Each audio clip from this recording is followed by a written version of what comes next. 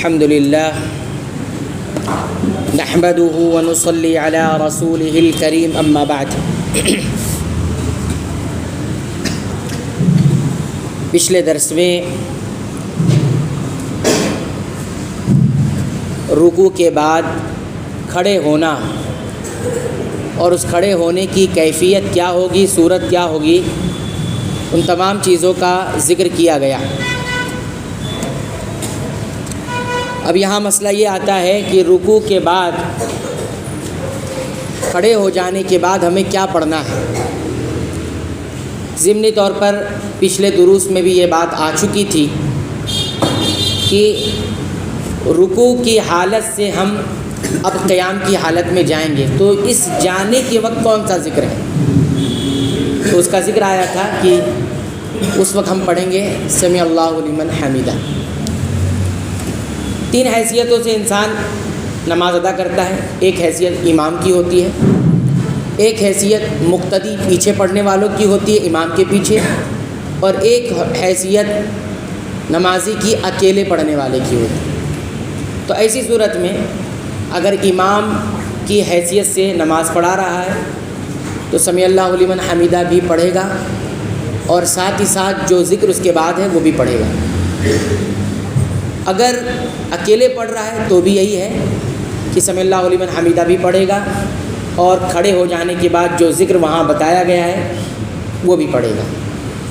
مقتدی ہونے کی حیثیت سے جو نماز پڑھ رہا ہے، علماء کی 2 رائے ہیں، جس میں سے صحیح بات یہ ہے کہ اگر امام کے پیچھے نماز پڑھ رہا ہے تو سمع اللہ لمن حمیدہ وہ امام کی سنے گا اور وہ کہے گا نہیں.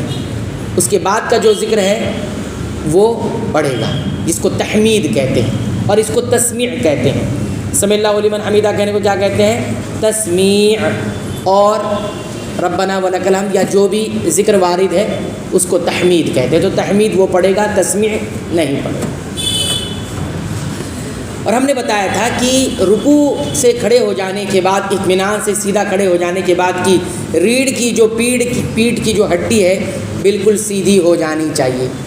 جب تک وہ سیدھی نہیں ہوگی، اپنی جگہ پر دوبارہ نہیں آ جائے گی، اعتدال جو نماز کا رکن ہے وہ پورا نہیں ہوگا. اب جب پیٹھ سیدھی ہو گئی، اعتدال کے ساتھ انسان کھڑا ہو گیا اطمینان کے ساتھ، اب کیا پڑھنا ہے.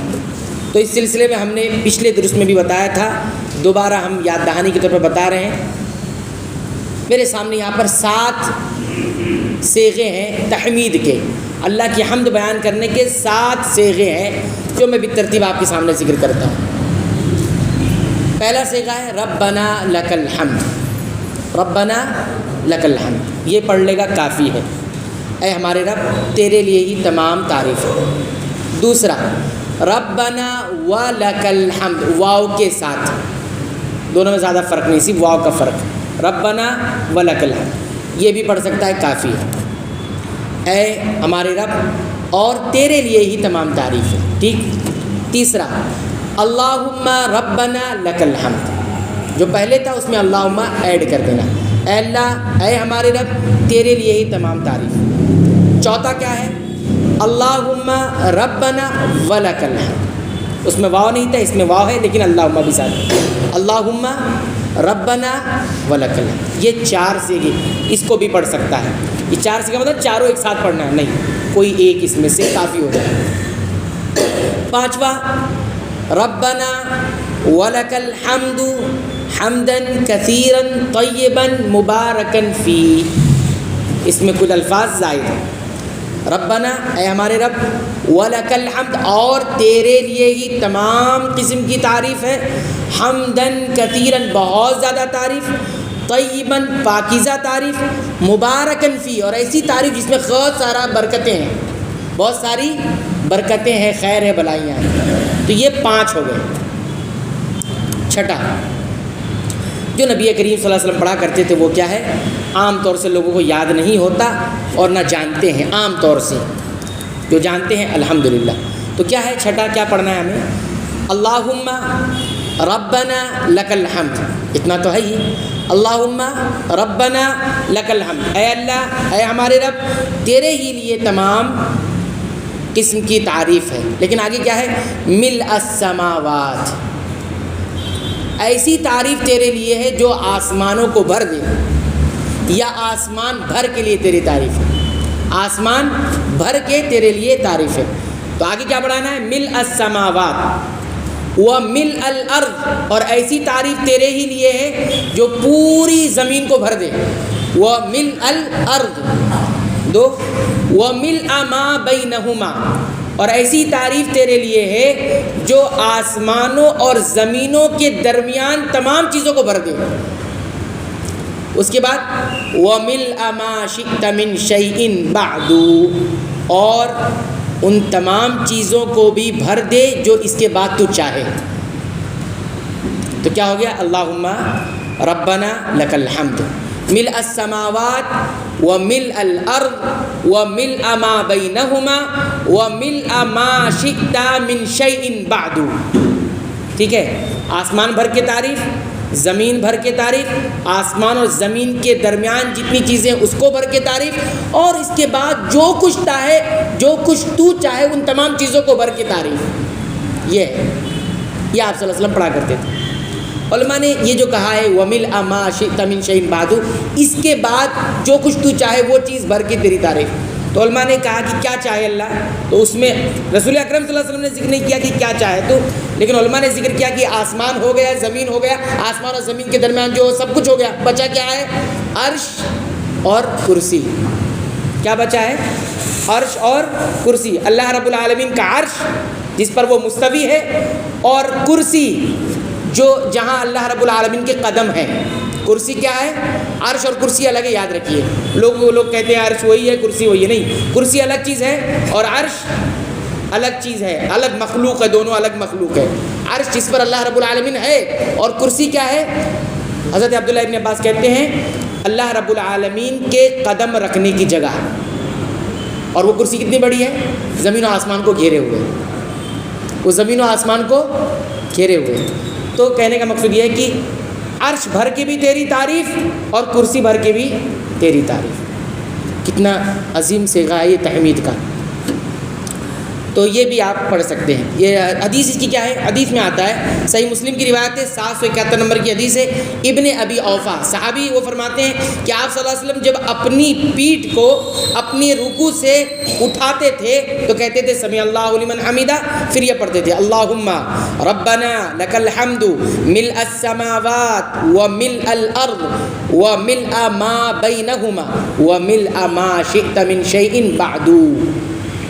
یہ آپ صلی اللہ علیہ وسلم، اور یہ خاص طور پر آپ کب پڑھتے تھے؟ جب رات میں قیام کرتے تھے، جب کا ذکر ہے۔ سے امام مسلم رحمۃ اللہ علیہ نے اسے کہاں کا ذکر کیا ہے؟ نبی کریم صلی اللہ علیہ وسلم کے قیام کے بارے میں، یعنی آپ جب رات میں قیام کرتے تھے، قیام اللیل جس کو تہجد ہم کہہ سکتے ہیں عام دنوں میں، اور رمضان کے دنوں میں اس کو تراویح کہہ دیا جاتا ہے۔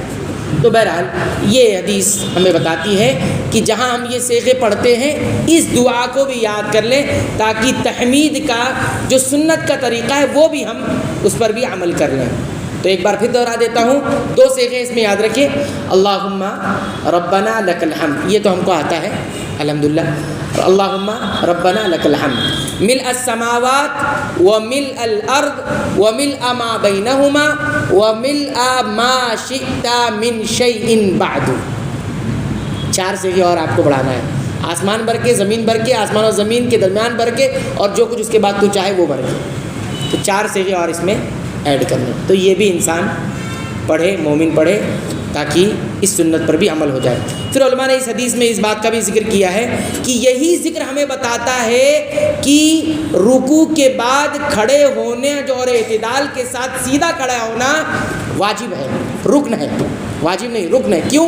کیونکہ اتنا بڑا ذکر بغیر آرام اور اطمینان سے کھڑے ہو کے نہیں ہو سکتا۔ کیا نہیں ہو سکتا؟